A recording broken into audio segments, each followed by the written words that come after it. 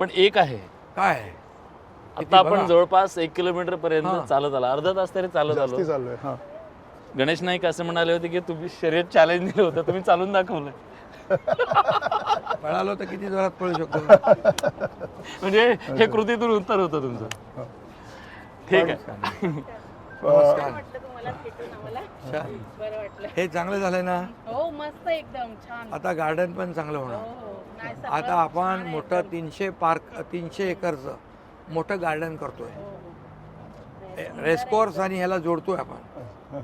म्हणजे जागतिक दर्जाचं मोठं सेंट्रल पार्क हम्म. तुम्हाला ह्या सगळ्यांना खेळायला दिवसभर.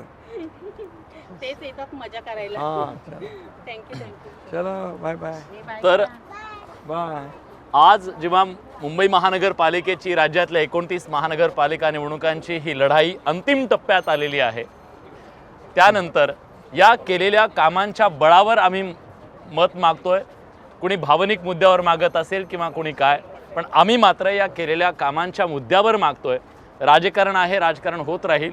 असं म्हटलं जातं आहे की 15 तारखेनंतर राजकारणाला नवी कलाटणीसुद्धा मिळेल. काय मिळते ते बघूया. पण मुंबईचे कारभारी मुंबईकर ठरवणार आहेत. 29 शहरांचे कारभारी पुढच्या 16 तारखेला ठरणार आहेत आणि इथल्या सगळ्या राजकीय पक्षांची मांडणीसुद्धा नव्यानं ठरू शकते अशी ही निवडणूक असणार आहे. खूप खूप धन्यवाद. न्यूज 18 मराठीशी बोललात त्याबद्दल. धन्यवाद.